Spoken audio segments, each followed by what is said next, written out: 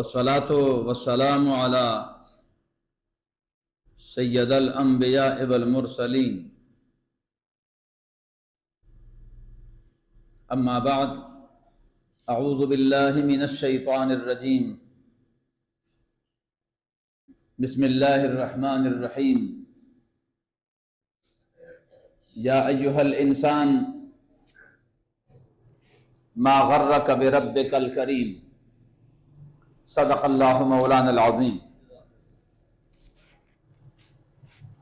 ان اللہ وملائکتہ یصلون علی النبی یا ایہا الذین آمنوا صلوا علیہ وسلموا تسلیما۔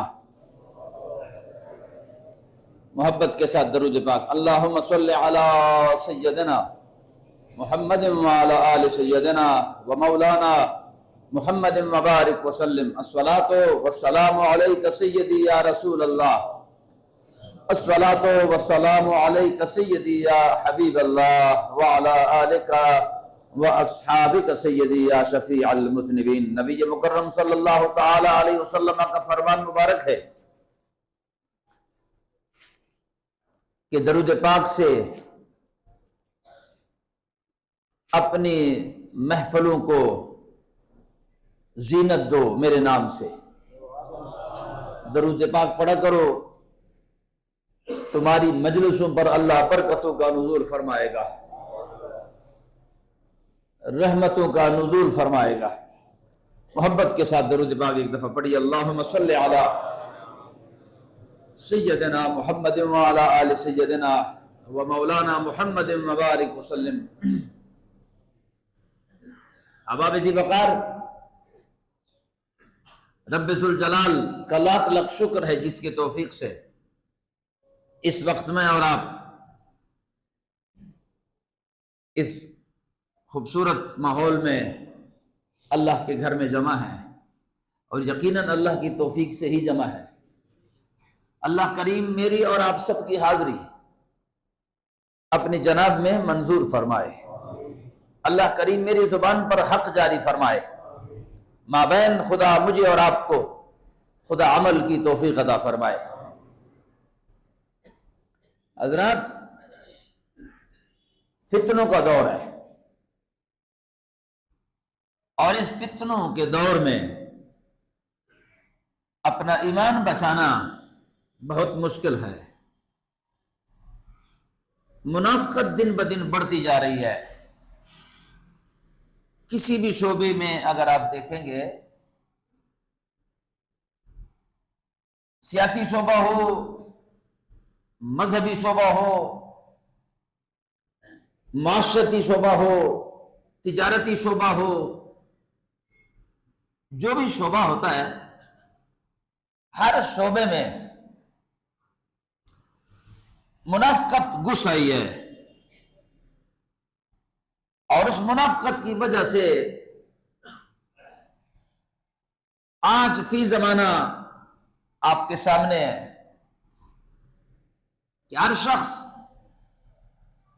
بے قرار سا ہے، مطمئن نہیں ہے اپنی زندگی سے، اپنی کارکردگی سے، اپنے معاملات سے، اپنے جلوتوں خلوتوں سے، اپنے قول و فعل سے، اپنے کاروبار سے، اپنے تجارت سے، اپنے بزنس سے، اپنے سیاسی کارکردگی سے، اپنے معاشرتی کارکردگی سے، گھریلو معاملات میں جس کسی کو آپ دیکھیں گے ہر شخص مضطرب ہے۔ اور یہ مضطرب کیوں ہے؟ اس کی وجہ صرف دین سے دوری کا سبب ہے کہ ہم نے دین کو پس پشت ڈال دیا ہے۔ ہم مسلمان ضرور ہے، مگر تقاضوں کے پابند نہیں ہیں۔ ہم مسلمان ضرور ہے، تقاضوں کے پابند نہیں ہے، اللہ کے احکامات کے پابند نہیں ہے۔ طبیب کہتے یہ چیز چھوڑ دے، ہم طبیب اور ڈاکٹر کے کہنے پر حلال چیز چھوڑ جاتے ہیں۔ طبیب اور ڈاکٹر کے کہنے پر حلال چیزیں کھانا چھوڑ جاتے ہیں، مگر منافقت کی آپ ہمارا انداز دیکھ لیں، طبیب اور ڈاکٹر کے کہنے پر ہم حلال کھانا چھوڑ جاتے ہیں، اور اپنے سونے رب کے حکم پر ہم، ذرا غور تو کرو، ہم حرام چیز چھوڑ جاتے ہیں ڈاکٹر کے کہنے پہ، حلال چیزیں بھی چھوڑ جاتے ہیں، مگر اپنے رب کے نام پر ہم وہ کچھ نہیں چھوڑتے جس سے اللہ نے منع کیا ہے۔ اپنے رب کے کہنے پہ ہم حرام نہیں چھوڑتے، ڈاکٹر کے کہنے پہ حلال چھوڑ جاتے ہیں۔ ڈاکٹر اتنا مضبوط ہے کہ حلال چھوڑا دیا، اور رب کو اتنا کمزور شو کر دیا۔ معذرت کے ساتھ آپ کبھی توجہ فرماؤ، پھر میں اپنے موضوع کی طرف آنا چاہتا ہوں۔ میں آپ کی خدمت میں ایک مثال پیش کرتا ہوں جو قرآن کا مثال ہے۔ آپ نے جانور دیکھے ہیں، دو قسم کے جانور ہیں۔ آج غالباً دن کے کسی بیان میں بھی میں نے یہ وہاں کچھ ٹچ کیا تھا، اسے میں وہاں سے شروع کرنا چاہتا ہوں۔ دو قسم کے جانور ہیں، ایک جانور گھاس کھاتا ہے اور ایک جانور گوشت کھاتا ہے، بلکہ یوں کہتے ہیں کہ ان کی ایک شریعت ہے، ان کو اللہ رب العالمین نے ایک ٹریک، ایک راستہ دیا ہے کہ اس راستے پہ جانا ہے، اور اس راستے پہ جانا ہے موت تک۔ مگر یاد رکھنا، گوشت کھانے والے کو کہا کہ تو کبھی گھاس کے قریب نہیں جائے گا، اور گھاس کھانے والے کو کہا کہ تو نے گوشت کے قریب نہیں جانا۔ اب ذرا غور کرو، گھاس کھانے والا جانور اگر بھوک سے مرتا بھی ہے، وہ گھاس کی تلاش میں رہے گا، گوشت نہیں کھائے گا۔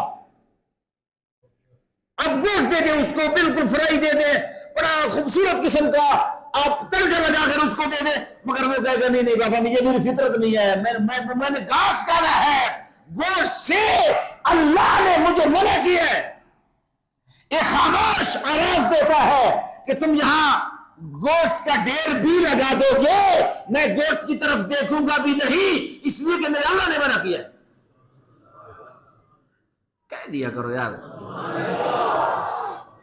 میں نہیں کہتا، گھاس کھانے والا گوشت نہیں کھاتا، اور گوشت کھانے والے کے سامنے آپ گھاس رکھ لیں، ہرا بھرا گھاس رکھ لیں، تازہ رکھ لیں، اور ان کو کہے خدا کے لیے مر جاؤ گے، یہ گھاس کھا لو، وہ کہے گا نہیں اللہ نے منع کیا ہے، گوشت کھاؤں گا، گھاس نہیں کھانا۔ اب اللہ کریم فرماتا ہے کہ تم سے تو وہ جانور بہتر، بل ہم اضل، وہ جانور سے بھی بدتر ہے۔ کون؟ جو اس حد کو بھی کراس کر گیا۔ گوشت کھانے والا جانور گھاس نہیں کھاتا، اور گھاس کھانے والا جانور گوشت نہیں کھاتا۔ اے انسان، اللہ کریم فرماتا ہے کہ وہ اپنے اپنی شریعت پہ قائم ہے۔ انہوں نے آج تک کہیں بھی آپ نے نہیں سنا ہوگا کہ گھاس کھانے والا جانور چونکہ مرنے کے قریب تھا تو مجبوراً گوشت کھا لیا، نہیں سنیں گے کبھی آپ۔ گوشت کھانے والا جانور مجبور تھا، مرنے کے قریب تھا تو مجبوراً گھاس کھا لیا، نہیں بابا، مرنا قبول کر دے گا۔ تم کہتے ہو قسم نہ اٹھاؤں سودا بکتا نہیں، قرآن نہ اٹھاؤں سودا بکتا نہیں، قسم نہ کھاؤں بات کو مانتا نہیں، مر جاؤں گا، حرام صرف تنخواہ لیتا رہوں گا۔ اب ارے تنخواہ پہ کون گزارا کر سکتا ہے؟ اگر میں دائیں بائیں ہاتھ نہیں ماروں گا میرا گزارا کیسے ہوا؟ مر جاؤں گا، بچے ہیں، گھر میں معاملات ہیں۔ اللہ فرماتے تم سے وہ جانور بہتر ہے جو اپنی شریعت پہ قائم ہے، وہ موت کو قبول کر لے گا مگر گھاس نہیں کھائے گا، وہ موت کو قبول کر لے گا مگر گوشت نہیں کھائے گا، اس لیے کہ ہم نے منع کیا ہے۔ اے انسان، جانور کو منع کیا، وہ قائم ہے مگر امتحان تیرے لیے، جانور کے ساتھ حساب کتاب نہیں ہے، اس لیے کہ جانور کے پاس صرف عقل، صرف شہوت ہے، جانور کے پاس صرف شہوت ہے، عقل نہیں. جانور کے پاس صرف شہوت ہے، عقل نہیں. فرشتے کے پاس صرف عقل ہے، شہوت نہیں. توجہ فرماؤ، بات ذرا مشکل ہے، توجہ فرمائے گا. اللہ نے فرشتہ پیدا کیا، اللہ نے جانور پیدا کیا، اللہ نے انسان پیدا کیا. فرشتے کو اللہ نے عقل دی، شہوت نہیں دی. پھر اللہ کریم نے جانور پیدا کیا، جانور کو خدا نے شہوت دی، عقل نہیں دی. پھر اللہ نے انسان کو پیدا کیا، اللہ کریم نے انسان میں دونوں چیزیں بھی رکھی، عقل بھی شہوت بھی. امتحان مشکل ہے، ذرا انسان کے لیے ذرا امتحان مشکل ہے، مگر جو لوگ اس امتحان میں پاس ہو جاتے ہیں، اگر کسی کی شہوت عقل پر غالب آ جائے تو جانور سے بھی وہ بدتر ہے. شہوت، نفسیات، خواہشات، لالچ، حرص، لالچ اس پہ ہیوی ہو جائے تو وہ جانور سے بھی بدتر ہے. اور جس کی عقل شہوت پر غالب آ جائے تو پھر وہ فرشتے سے بھی بہتر ہے، فرشتے سے بھی اعلیٰ ہے. میرے محترم توجہ فرماؤ گے، انسان غور نہیں کرتا، وہ جو کچھ نہیں ہے نا وہ اپنے آپ کو شو کرتا ہے. ہم اصل کو بھول گئے. دانت ہمارے منہ میں اصل ہے، مگر تھوڑا سا دھاگے برابر بھی اگر کوئی چیز دانت میں پھنس جائے تو بے قرار کر دیتا ہے وہ چیز بندے کو. اس لیے کہ دانت اصل ہے، مگر جو چیز دھاگے کے برابر دانت میں پھنسی اس نے مجھے بے قرار کر دی کہ وہ اصل نہیں ہے، اصل صرف دانت ہے. توجہ، ہم اصل کو بھول گئے. اور جب قوم اصل کو بھول جاتی ہے، حضرت موسیٰ علیہ السلام کی خدمت میں اسرائیل آئے نا اور کہا میں تیرا روح قبض کرنا چاہتا ہوں، اللہ نے بلایا، اللہ نے تجھے بلایا ہے. تو وہ جلالی تھے، حضرت موسیٰ علیہ السلام جلالی تھے. غصہ فرمایا، جلال فرمایا، اور صرف جلال نہیں فرمایا، اسرائیل کو تھپڑ میں مارا. اور جب تھپڑ مارا نا تو پھر اس کی آنکھ بھی نکل آئی. بھئی ایک نبی کا ہاتھ ہے، ایک نبی کا دست بازو ہے، جب اسرائیل کو لگا تو آنکھ باہر نکل آئی. اللہ کے حضور میں پیش کر دیا، اللہ سونیا میرا اللہ، آپ کے محبوب موسیٰ کلیم نے تو جلال فرمایا، شکوہ نہیں کیا. بات کا انداز دیکھ لیں، جلال فرمایا ہے. تو اللہ کریم نے فرمایا کوئی بات نہیں، جاؤ یہ میرا محبوب ہے، ہاں انہیں ایک بات کہہ دو کہ کتنا زندہ رہنا چاہتا ہے، زندہ کتنا رہنا چاہتا ہے. بیل کے پشت پر ہاتھ رکھ لو، ایک ایک بال کے برابر زندگی بڑھا دوں گا، کیا منظور ہے. واپس آئے، ساری بات سنائی تو موسیٰ علیہ السلام نے فرمایا زندگی اگر بیل کے پشت پر دست شفقت رکھ لوں، اس کے نیچے بال آئیں گے تو زندگی بڑھ جائے گی. پھر کیا ہوگا؟ فرمایا پھر بھی موت ہی ہے. فرمایا جب پھر بھی موت ہے، موت سے چھٹکارا نہیں ہے، تو پھر آج اس کے حکم پر لبیک کیوں نہ کہوں. آج میں نے جانا ہے، کوئی بات نہیں، لے لو. ہم جو اصل ہوتے ہیں ہم اصل بھول گئے، مقصد حیات بھول گئے. جس مقصد کے لیے بس پڑھا لکھا بن گیا، نوکری کر لی ہے اور پھر اس کے بعد بس آ گئے اور مر گئے، یہ زندگی ہے. ہمیں جینے کا نہیں پتا کہ ہم نے رہنا کیسے ہے. مجھے اللہ کریم نے کس مقصد کے لیے پیدا کیا؟ اللہ کریم نے تو فرمایا کہ وما خلقت الجن والانس الا لیعبدون، میں نے نہیں خلق کیا انسانوں کو اور جنوں کو مگر فقط اپنی عبادت کے لیے خلق کیا ہے. آپ نوکر بن کے رہتے ہیں اپنی بیوی کے، نوکر بن کے رہتے ہیں اپنی اولاد کے، نوکر بن کے رہتے ہیں جو آپ کے اوپر ذمہ داری ہے. مگر مجھے یہ بھی تو بتائے نا، یہ تو نوکری ہے، یہ بھی اچھا کام ہے، مگر اس پر بھی تو ذرا گردن جھکا کے غور کر کہ اللہ نے مجھے پیدا کس لیے کیا ہے.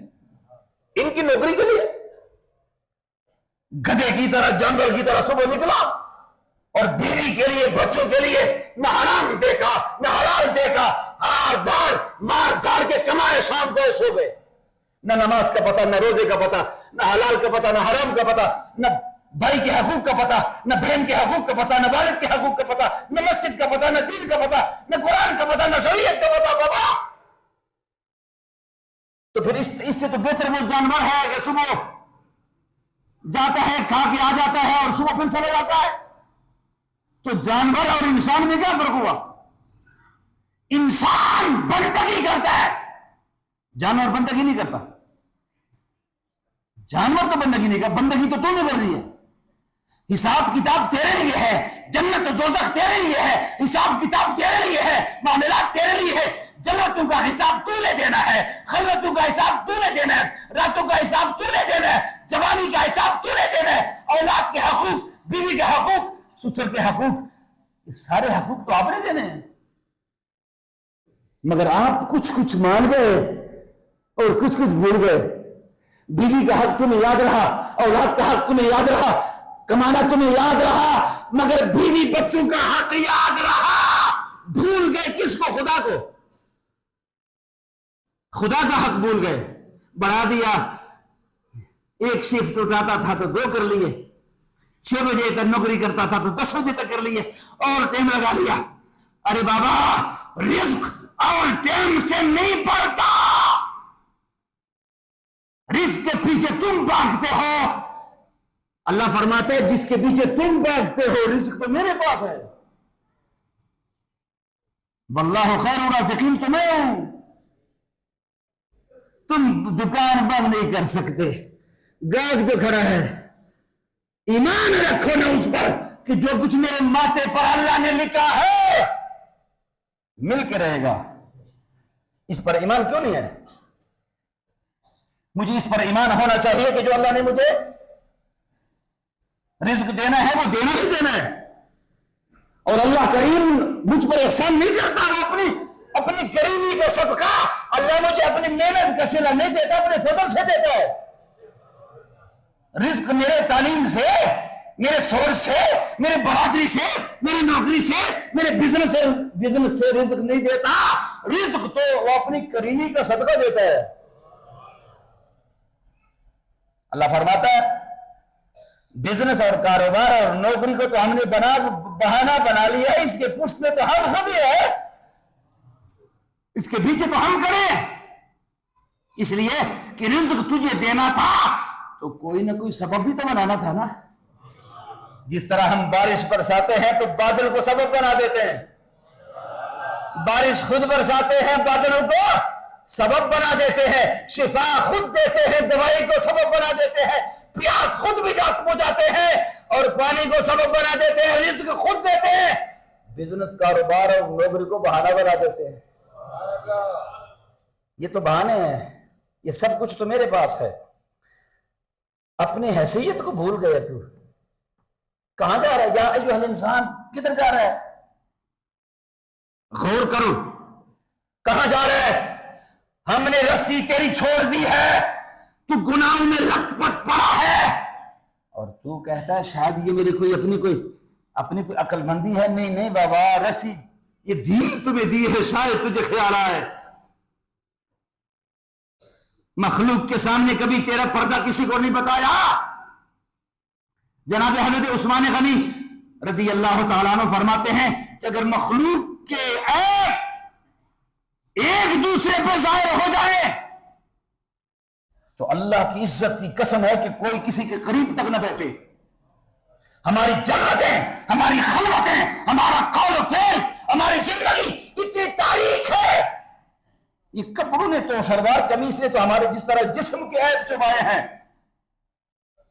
جسم کے عیب شلوار قمیص نے چھپائے ہیں، اسی طرح بہت سارے عیب جو صرف مجھے پتا ہے، جو صرف میرے رب کو پتا ہے، مگر میرا رب کسی کو نہیں بتاتا. میرا رب رزق بند نہیں کرتا، میرا رب بے عزت ہونے نہیں دیتا، میرا رب رزق نہیں روکتا. ہاں، چھپ چھپ کے آواز دیتا ہے، بندے بس کر باز آ، تو گناہگار ضرور ہے، تو آ جا، میں تجھے گناہوں کا تانا نہیں دوں گا. تو آ جا، میں تجھے لوزشوں کا تانا نہیں دوں گا. تو آ جا، میں تجھے بے نمازی ہونے کا تانا نہیں دوں گا. آ جا. تیرے آنے میں دیر ہے، رحمت کرنے میں دیر نہیں لگاتا۔ ویسے کعبے میں کس کو ڈھونڈنے جاتا ہے؟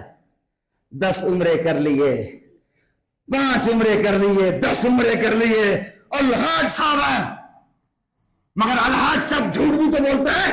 وہ الحاج صاحب، اے وقت کے پجاری، الحاج لکھنے والے، خانہ کعبے سے بھی تجھے شرم نہیں آئی، گنبد خضرا سے بھی تجھے شرم نہیں آئی؟ جس طرح جھوٹا تھا، ہم گنبد خضرا دیکھنے سے پہلے، کعبۃ اللہ دیکھنے سے پہلے جھوٹا تھا، فرادی تھا، دجل تھا، فریب تھا، مگر خانہ کعبے جانے کے بعد اسی طرح آج بھی وہی جھوٹ ہے، وہی فراد ہے، وہی دھوکہ ہے۔ تو پھر مجھے یہ بتایا جائے خانہ کعبے جانے کا مقصد کیا ہوا؟ اگر تجھے اپنے اوپر اعتماد نہیں ہے، حج استقامت کا نام ہے، تیرے قدم ڈگمگا جاتے ہیں۔ خدا نے تو کرم کیا، رسول اللہ نے فرمایا جو آیا میرے پاس زندگی میں یا دنیا سے پردہ جانے کے بعد، رسول اللہ نے فرمایا اس کی شفاعت مجھ پہ واجب ہے۔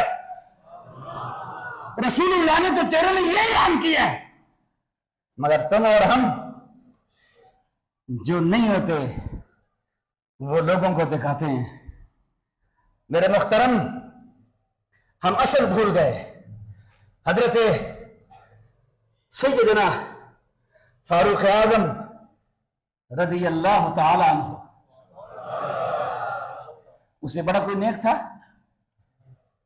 ہے جی، اللہ بڑا کریم ہے، اللہ بڑا مہربان ہے، اور جی یہ مولویوں کی باتیں ہیں، یہ ملا صاحب کی باتیں ہیں، اللہ بڑا کریم ہے، اللہ بڑا رحیم ہے، اللہ۔ یہ پتہ صحابہ کو نہیں تھا؟ یہ پتہ فاروق اعظم کو نہیں تھا؟ یہ پتہ عثمان غنی کو نہیں تھا؟ یہ پتہ اہل بیت کو نہیں تھا؟ یہ غوث پاک کو نہیں تھا؟ کس کو نہیں تھا پتہ؟ مگر دیکھیے خلفائے راشدین کی نمازوں کو دیکھیں، ان کا اللہ کی بارگاہ میں کھڑے ہونے کے طریقہ دیکھو، وہ کس طرح کھڑے ہوتے تھے۔ جو جماعت کھڑی ہونے کا وقت آتا تھا، جماعت کا وقت قریب آتا تھا، صحابہ کرام کے رنگ زرد پڑ جاتے، بلکہ صاحب روح البیان نے لکھا ہے کہ فاروق اعظم تو اکثر بے ہوش ہو جاتے تھے، جماعت لیٹ کروائی جاتی تھی، پانی کا چھڑکاؤ کیا جاتا تھا۔ کیوں؟ فاروق اعظم سے پوچھا جاتا تجھے کیا ہوا؟ اس نے کہا کیا ہوا، کیا خبر، لمحوں کے بعد کچھ، جب اس کی بارگاہ میں نے کھڑا ہونا ہے، کون سا سجدہ میرا اس کے شان کے لائق ہے؟ جو قیام کروں گا قیام اس کے شان کے لائق ہے؟ تمہیں پتہ ہے کس پروردگار کے سامنے کھڑا ہونا ہے؟ فاروق اعظم رضی اللہ تعالیٰ عنہ جلیل القدر صحابی ہیں، اور یہ وہ صحابی ہیں جن کو زندگی میں جنت کی خوشخبری رسول اللہ نے بتائی۔ عشرہ مبشرہ، جنت کے وہ جوان، آپ نے اعلان کیا ایک دن، حضرت بلال کو فرمایا بھاگ جاؤ، مدینہ طیبہ کے گلیوں میں آواز لگا دے کہ جلدی جلدی مسجد میں آ جاؤ، فاروق اعظم نے کوئی بات کرنی ہے۔ اور صحابہ کرام جب کبھی کبھی یہ اس قسم کا جملہ سنتے نا تو بھاگتے ہوئے دوڑتے ہوئے آ جاتے مسجد میں۔ ان کو رہتا تھا خیال کہ شاید کہیں جہاد پہ تو نہیں جانا۔ جب کہا جاتا تھا کہ مسجد میں جلدی آ جاؤ، چونکہ نماز کا وقت تو نہیں، نماز کا وقت نہیں، نماز کے وقت میں تو حی علی الصلاۃ حی علی الفلاح کے وقت میں تو اس وقت تو اور بات ہے، مگر ویسے بلایا جا رہا ہے۔ بھاگتے ہوئے دوڑتے ہوئے مسجد کا چاکت بھر گئی۔ فاروق اعظم منبر پہ بیٹھ گئے۔ منبر پہ بیٹھنے کے ساتھ ہی سیدنا فاروق اعظم نے اللہ کی تسبیح بیان کی، اللہ کی تسبیح بیان کر لی، اور تسبیح بیان کرنے کے بعد رسول اللہ پہ درود پڑھا، اور درود پاک پڑھنے کے بعد لوگوں کو بتایا کہ میں جب مکے میں تھا، توجہ، میں جب مکہ شریف میں تھا تو جب قحط بڑھ جاتی تھی جب لوگوں کے گھروں میں لقمے ختم ہو جاتے تھے تو میری والدہ محترمہ بنی مخزوم قبیلے میں میری خالہ کی شادی ہوئی تھی، میری والدہ محترمہ مجھے ادھر بھیج دیتی تھی اور کہتی بیٹا جاؤ، یہاں تو لقمہ نہیں ملتا، مجھ سے تمہاری بھوک برداشت نہیں ہوتی، مجھ سے تمہاری طلب برداشت نہیں ہوتی، لہذا چلا جا، ادھر تمہاری خالہ ہے، ان کی زیادہ بکریاں ہیں، زیادہ جانور ہے، زیادہ کھیت ہیں، تو ڈائریکٹ جا کے پہلے خالہ سے ملو، خالو سے نہ ملو، ڈائریکٹ جا کے پہلے خالہ سے ملو، کیونکہ خالہ کو تو پتہ ہے کہ ہم غریب لوگ ہیں، اور خالہ کو پتہ ہے، مگر خالو کو اپنا پیٹ نہیں دکھا سکتے، وہ غیرت کے لوگ جب تمہاری خالہ تمہیں دیکھے گی تو پھر وہ کچھ بھی نہیں کہے گی، وہ صبح صبح تمہیں جانور کے پیچھے روانہ کر دے گی، شام تک جانور چراؤ گے، شام کو جب آؤ گے تو آخر کچھ نہ کچھ تو دیں گے نا۔ جناب سیدنا فاروق اعظم فرماتے ہیں کہ میں خالہ کے گھر چلا جاتا اور وہاں پر چلا جاتا، وہ خالو میرا بکریوں کے ریوڑ مجھے دے دیتا، اور جا کے میں شام کو جب آتا تھا تو پھر مجھے اپنا خالو ایک مٹھی کھجور یا کشمش دیتا اور وہ بھی میں رات کو کھا لیتا۔ پوری رات نیند نہیں آتی ہوتی تھی، پوری رات نیند نہیں آتی تھی، بھوک سے کٹ بھی بڑا تھا، جبان تھا، بھوک زیادہ لگتی تھی، تو وہ 2-4-6 کھجوروں پہ کہاں گزارا ہوتا ہے، مگر چونکہ غربت کا زمانہ تھا، کچھ بھی نہیں ہوتا تھا، پوری رات مجھے نیند نہیں آتی تھی بھوک کی وجہ سے، بس نماز کا ٹائم ہو گیا، کھڑے ہو جاؤ اور نماز پڑھو۔ نماز کا وقت جب ہو تو حضرت عبد الرحمن بن عوف نے آپ کے ساتھ ذرا تھوڑی سی بے تکلفی تھی، آپ نے فرمایا اتنی بات اگر کرنی تھی تو پھر اتنی بات کے لیے اتنی مسجد کا اجتماع بلانے کا مقصد کیا ہوا؟ خالہ کے گھر گیا تھا اور بکریاں چراتا تھا اور کچھ نہیں، یہ باتیں بتانے کا مقصد کیا ہے؟ ہائے ہائے سنو، اور بات ختم میری۔ آپ نے فرمایا میں نے اس لیے تمہیں تکلیف دی ہے کہ آج مصر کے کچھ لوگ آئے تھے، آج شام کے کچھ لوگ آئے تھے، انہوں نے مجھے کہا کہ تمہارے نام کا ڈنگا مصر میں بھی بچتا ہے اور تمہارے نام کے خوف سے مصر میں بھی لوگ ڈر جاتے ہیں، مصر میں بھی لوگ ڈر جاتے ہیں۔ تو مجھے ذرا تھوڑا تکبر آیا تو میں نے تم سب کو بلا لیا، میں نے سب کو اپنی اوقات بتانی تھی، میں نے تمہیں اپنی اوقات بتانی تھی، یہ اصل میری اوقات یہ ہے، یہ تو قربان جاؤں محمد رسول اللہ پہ کہ جن کے دامن سے لپٹ گئے، جن کے دامن سے لپٹ گئے، آج زمانہ بھی فاروق اعظم کو سلام کرتا ہے۔ وقت ختم ہوا، انشاءاللہ اسی موضوع پہ اگلے جمعے بات کریں گے۔ بہت شکریہ، السلام علیکم۔